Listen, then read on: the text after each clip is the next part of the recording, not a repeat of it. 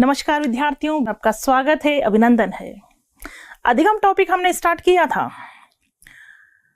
अधिगम में हमने अर्थ, परिभाषा, विशेषण ये सब पढ़ने के बाद हम सिद्धांतों पर चले थे और सिद्धांतों में हमने पहला सिद्धांत पढ़ा है। कौन सा सिद्धांत? उद्दीपक अनुक्रिया सिद्धांत, जो किसने दिया है? थॉर्नडाइक। निवासी कहाँ के थे? अमेरिका। सिद्धांत कब दिया था? 1913 में। प्रयोग किस पर किया था? बिल्ली पर। और बिल्ली पर किए गए प्रयोग से दूसरा नाम क्या निकला था? प्रयास व त्रुटि, प्रयत्न व भूल का सिद्धांत। थॉर्नडाइक ने क्या कहा था कि उद्दीपक को देखकर क्या होती है? अनुक्रिया। दोनों में क्या होता है? संबंध। नाम क्या निकला था? संबंधवाद, संयोजनवाद, बंध का सिद्धांत। ठीक है। थॉर्नडाइक ने मुख्य नियम कितने बताए थे? 3। नंबर 1 तत्परता का नियम, नंबर 2 अभ्यास का नियम, नंबर 3 परिणाम व प्रभाव का नियम। गौण नियम कितने बताए? 5। कौन कौन से? नंबर 1 बहुप्रतिक्रिया का नियम, नंबर 2 मानसिक विन्यास का नियम, नंबर 3 आंशिक क्रिया का नियम, नंबर 4 आत्मीकरण का नियम और नंबर 5 साहचर्य परिवर्तन का नियम। ये पढ़ा था। फिर हमने बात की थी कि थॉर्नडाइक ने बिल्ली पर प्रयोग करके क्या निष्कर्ष निकाला, शैक्षिक महत्व क्या निकाले? तो बिल्कुल शैक्षिक महत्व उन्होंने निकाला कि अनुभव से क्या उठाओ? लाभ। निरंतर क्या करो? प्रयास। और क्या करो? अभ्यास। अरे करके सीखो। असफलता में क्या मिलेगी? सफलता। निराशा में आशा। क्या जागृत होगा? आत्मविश्वास व आत्मनिर्भरता। और छोटे बालक और मंद गति से सीखने वाले बालक इसी सिद्धांत से सीखते हैं। तो करत करत अभ्यास के जड़मति होत सुजान। ये बात आ जाए तो अभ्यास कौन सा सिद्धांत? उद्दीपक अनुक्रिया सिद्धांत। सफलता से बढ़कर दूसरा पुरस्कार नहीं। सफलता किसको मिली? बिल्ली। बिल्ली के सिद्धांत का नाम उद्दीपक अनुक्रिया सिद्धांत। घोड़े को तालाब तक तो ले जा सकते हैं लेकिन उसे पानी पीने के लिए बाध्य नहीं कर सकते। कौन सा नियम? तत्परता का नियम। और तत्परता का नियम नहीं है तो रुचि का नियम। क्लियर? पहला सिद्धांत हम पढ़ चुके। एक एक सिद्धांत को अरेंज करते चले जाइए। जितना जितना पढ़ा रही हूं अरेंज करते चले जाओ। बहुत सारे सिद्धांत पढ़ेंगे हम। इसमें अपना एक्स्ट्रा दिमाग मत लगाना, कंफ्यूजन क्रिएट हो जाएगा। क्योंकि मैं वैसे पढ़ा रही हूं, आपको कोई कंफ्यूजन क्रिएट नहीं होगा। बहुत सारे सिद्धांत पढ़ेंगे, कोई कंफ्यूजन क्रिएट नहीं होगा। एक एक सिद्धांत को दिमाग के एक एक कोश में फिट करते चले जाइए। तो आगे बढ़ते हैं हम दूसरे सिद्धांत की ओर।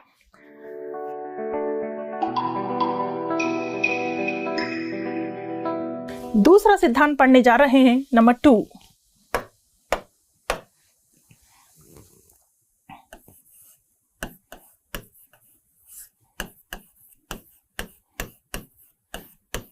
अनुकूलित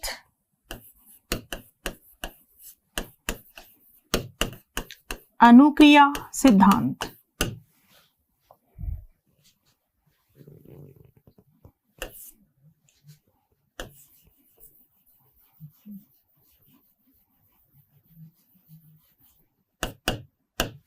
कंडीशन्ड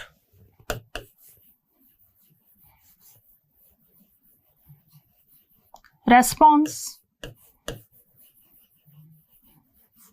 थ्योरी।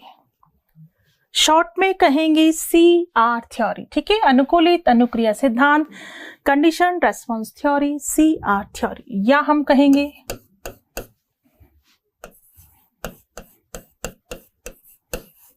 शास्त्रीय अनुबंधन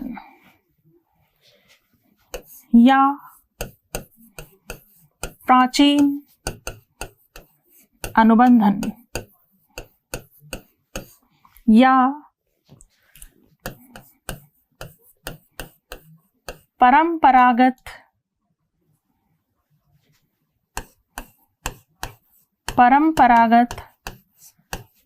अनुबंधन सिद्धांत। इंग्लिश में कहेंगे क्लासिकल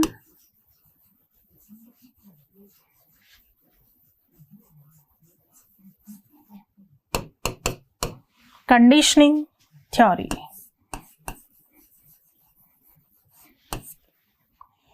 ठीक है, या इसका नाम है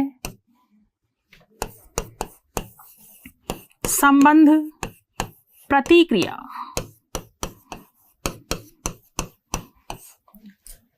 या कह दो संबंध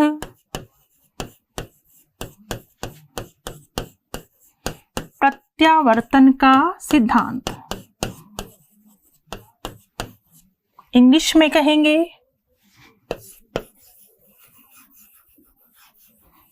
related reaction, related reaction theory. ठीक है। या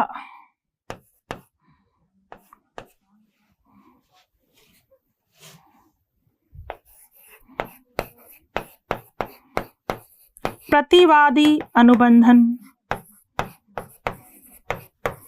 या कहेंगे टाइप एस अनुबंधन सिद्धांत। इंग्लिश में कहेंगे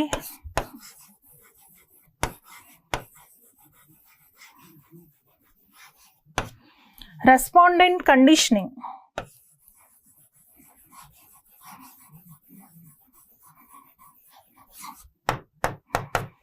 रेस्पोंडेंट कंडीशनिंग, या हम कहेंगे टाइप एस कंडीशनिंग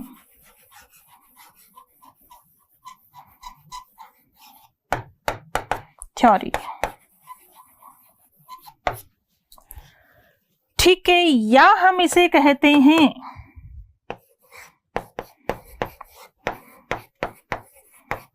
अनुबंधन का सिद्धांत, कंडीशनिंग थ्योरी।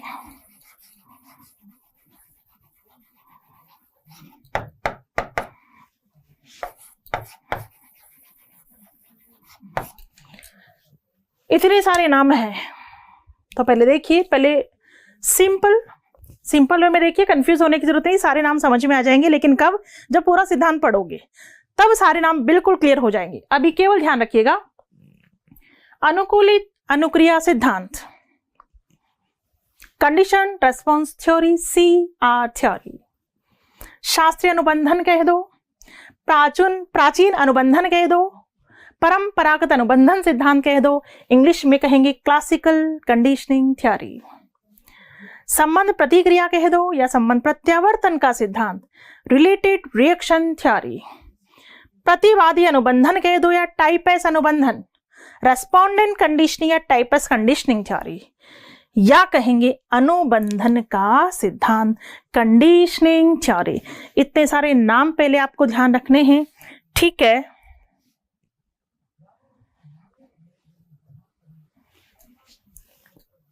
तो एक नाम हम लिख लेते हैं अभी। कौन सा नाम? अनुकूलित अनुक्रिया सिद्धांत। ठीक है, अभी एक नाम लिख लेते हैं हम, अनुकूलित अनुक्रिया सिद्धांत। प्रवर्तक कौन है?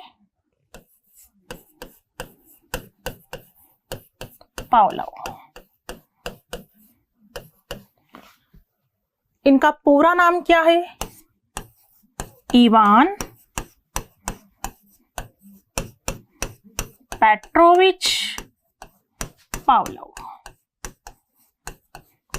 ठीक है। ये निवासी कहाँ के हैं? रूस के। इन्होंने सिद्धांत कब दिया?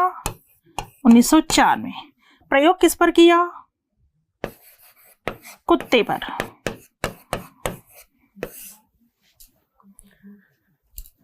अनुकूलित अनुक्रिया सिद्धांत पढ़ने जा रहे हैं। प्रवर्तक कौन है? पावलोव। पावलोव का पूरा नाम है इवान पेट्रोविच पावलोव। निवासी कहाँ के थे? रूस के। सिद्धांत कब दिया? 1904 में। ठीक है। प्रयोग किस पर किया? कुत्ते पर। यहां तक की बात क्लियर? कुत्ते पर क्या प्रयोग किया, अब इसे ध्यान से सुनना है कि कुत्ते पर इन्होंने क्या प्रयोग किया। पावलोव ने क्या किया? कुत्ते को एक पड़ने वाली टेबल के नीचे बांध दिया, मुंह पर लगा दी एक परख नली, जिसमें लार गिरती थी और उसे रख दिया एक ध्वनि रहित कक्ष में जहां किसी प्रकार की कोई ध्वनि नहीं आती थी। ठीक है, कुत्ते को एक पढ़ने वाली टेबल के नीचे बांध दिया, मुंह पर परखनली लगा दी जिसमें लार गिरती थी और कुत्ते को बांध दिया एक पढ़ने वाली, कुत्ते को रख दिया एक ध्वनि रहित कक्ष में। अब क्या किया गया, घंटी बजाई गई तो कुत्ते के कानों को आवाज किसकी सुनाई दी, घंटी की। कोई रेस्पॉन्स नहीं हुआ, घंटी बजी, ठीक है। घंटी बजते कुत्ते के सामने क्या लाया गया, भोजन। तो भोजन को देखकर क्या गिरी, लार, स्वाभाविक है, भोजन को देखकर क्या गिरेगी, लार। इसी क्रिया की पुनरावृत्ति की गई, घंटी, घंटी बजते क्या लाया गया, भोजन, भोजन को देखकर क्या गिरी, लार। फिर घंटी, घंटी बजते क्या लाया, भोजन, भोजन को देखकर क्या गिरी, लार। फिर घंटी बजी, घंटी बजते क्या आया, भोजन, भोजन को देखकर क्या गिरी, लार। फिर घंटी, घंटी बजते क्या आया, भोजन, भोजन को देखकर क्या गिरी, लार। फिर जैसे घंटी बजी, लार का गिरना शुरू। कुत्ते को बात समझ में आ गई कि घंटी बजते क्या आ रहा है, भोजन, घंटी बजते क्या आ रहा है, भोजन। तो पहले तो लार भोजन को देखकर गिर रही थी और अब चूंकि घंटी और भोजन दोनों में संबंध स्थापित हो गया, दोनों में अनुबंधन स्थापित हो गया, इसलिए अब घंटी की आवाज को सुनते ही लार का गिरना शुरू। इसे ही तो अनुकूलित अनुक्रिया सिद्धांत कहते हैं। अरे जो क्रिया पहले भोजन को देखकर हो रही थी, कौन सी क्रिया, लार का गिरना, वही क्रिया घंटी की आवाज को सुनकर होने लगी। इसी को हम अनुकूलित अनुक्रिया सिद्धांत कहते हैं। इस प्रयोग को एक बार फिर से समझिए।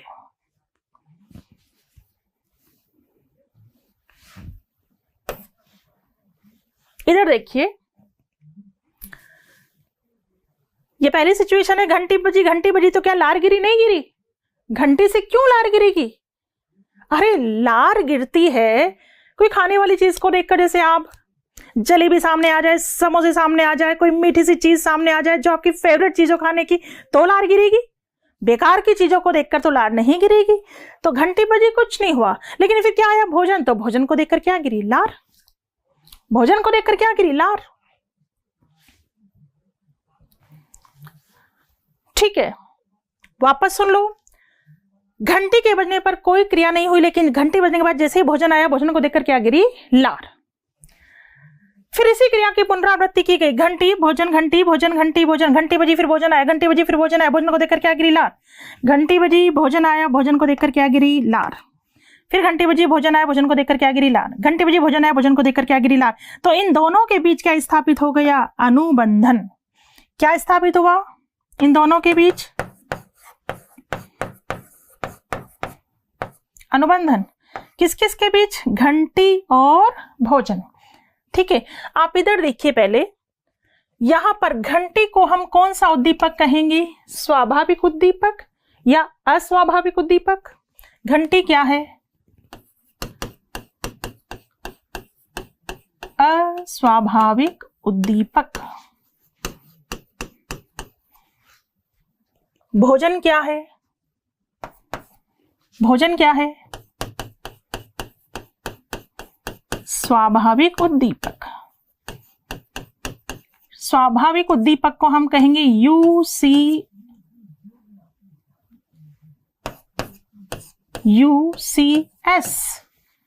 अस्वाभाविक उद्दीपक को क्या कहेंगे, CS।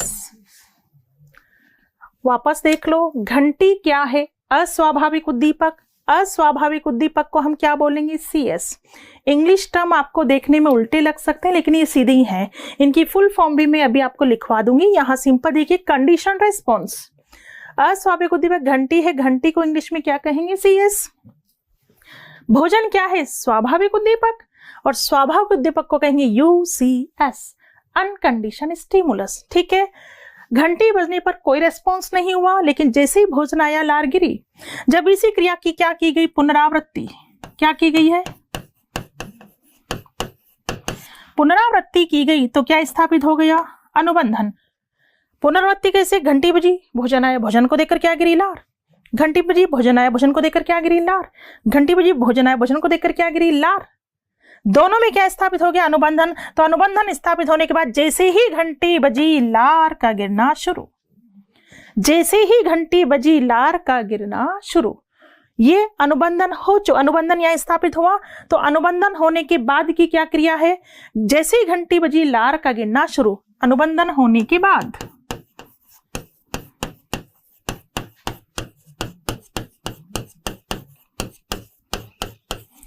ठीक है, अनुबंधन होने के बाद क्या हुआ? जैसे ही घंटी बजी लार का गिनना शुरू। यहां तक की बात पहले समझ में आ गई? बिल्कुल रिलैक्स होकर के समझिए, आराम से समझिए। घंटी स्वाभाविक उद्दीपक है या अस्वाभाविक उद्दीपक है? अस्वाभाविक उद्दीपक है। घंटी बजी तो कोई रेस्पॉन्स हुआ नहीं हुआ, लेकिन भोजन आया तो लार गिरेगी, क्योंकि भोजन क्या है? स्वाभाविक उद्दीपक। ठीक है, भोजन क्या है? स्वाभाविक उद्दीपक। अभी केवल हिंदी शब्द देखिए आप, तो भोजन के आने पर क्या गिरी? लार। फिर इसी क्रिया की क्या की गई? पुनरावृत्ति। घंटी बजी भोजन आया, घंटी बजी भोजन आया, घंटी बजी भोजन आया, घंटी बजी भोजन आया। इन दोनों में क्या साबित हो गया? अनुबंधन। किसे कहते हैं अनुबंधन? पुनरावृत्ति के आधार पर जो संबंध स्थापित होता है उसे क्या कहते हैं? अनुबंधन। तो यहाँ संबंध किस किस में स्थापित हुआ? घंटी और भोजन, दोनों के बीच क्या हो गया? संबंध स्थापित हो गया, उसे हम क्या कहेंगे? अनुबंधन। ठीक है, अनुबंधन स्थापित हो गया तो जैसे ही घंटी बजी लार का गिरना शुरू। ठीक, वापस एक बार सुनो। कुत्ते को एक टेबल के नीचे बांध दिया, उसे रख दिया एक ध्वनि रहित कक्ष में। घंटी बजाई गई, घंटी बजने के बाद क्या लाया गया? भोजन। भोजन को देखकर क्या गिरी? लार। फिर इसी क्रिया की पुनरावृत्ति हुई। घंटी भोजन, भोजन को देखकर क्या गिरी? लार। घंटी भोजन, भोजन को देखकर क्या गिरी? लार। घंटी भोजन, भोजन को देखकर क्या गिरी? लार। तो जैसे ही घंटी बजी लार का गिरना शुरू। जो क्रिया लार का गिरना, जो क्रिया स्वाभाविक उद्दीपक के प्रति हो रही थी, वही क्रिया अस्वाभाविक उद्दीपक के प्रति होने लगी।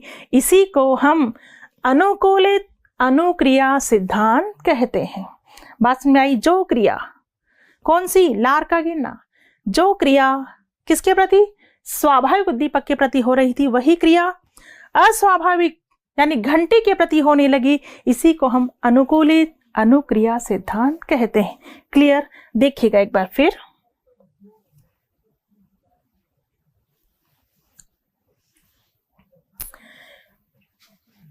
डायग्राम के द्वारा आपने बिल्कुल मैंने दिखाया, उसके द्वारा समझ लिया, वापस इधर आइए।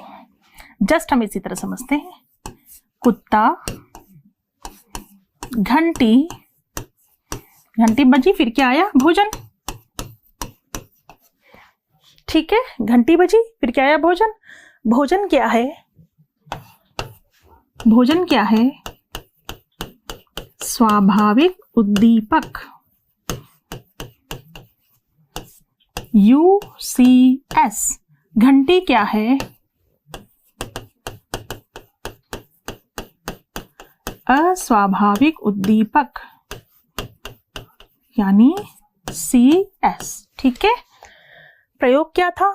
कुत्ते ने घंटी की आवाज सुनी, कोई रेस्पॉन्स हुआ नहीं, फिर क्या देखा? भोजन। भोजन, भोजन को देखकर क्या गिरी? लार।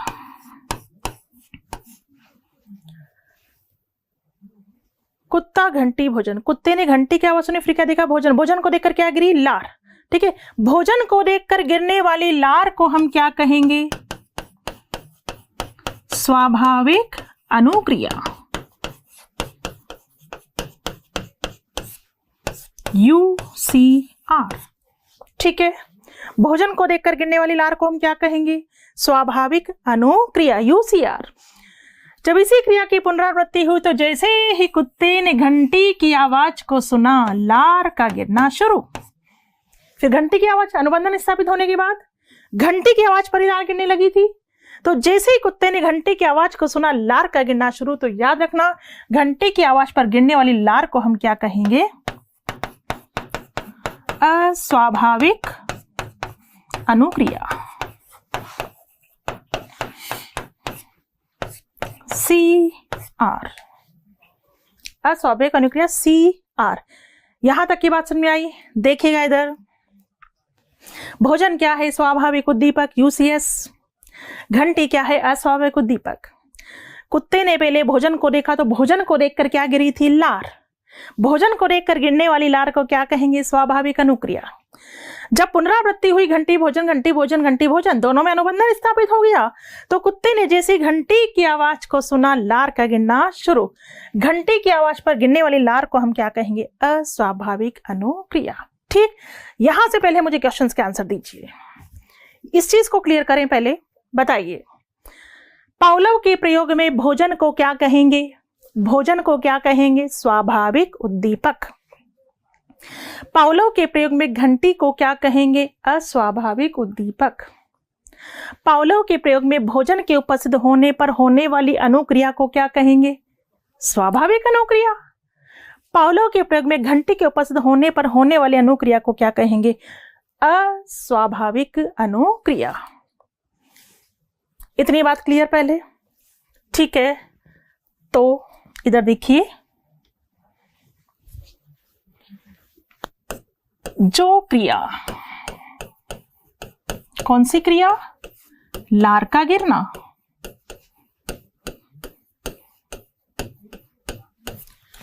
जो क्रिया पहले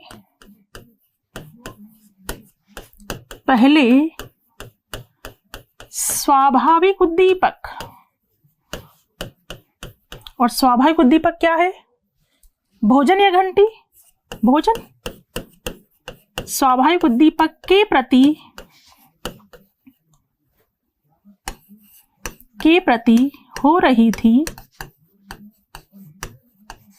वही क्रिया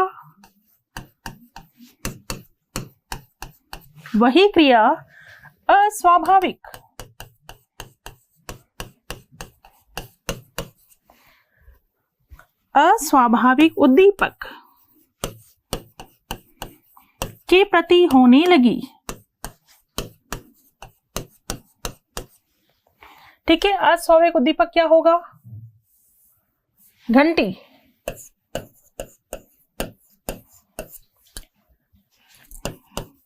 के प्रति होने लगी।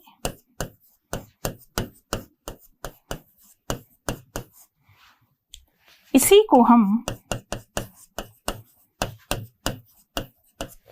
को हम अनुकूलित अनुक्रिया सिद्धांत कहते हैं। पहले तो ये बात क्लियर, जो क्रिया, कौन सी क्रिया? लार का गिरना। जो क्रिया पहले स्वाभाविक उद्दीपक के प्रति हो रही, स्वाभाविक उद्दीपक क्या है? भोजन। भोजन के प्रति हो रही थी, वही क्रिया अस्वाभाविक उद्दीपक यानी घंटी के प्रति होने लगी। इसी को हम अनुकूलित अनुक्रिया सिद्धांत कहते हैं। इतनी बात क्लियर है? पहले आप इंग्लिश टर्म को भी समझ लीजिए। पहला शब्द क्या था हमारे पास? UCS। UCS को क्या कहेंगे?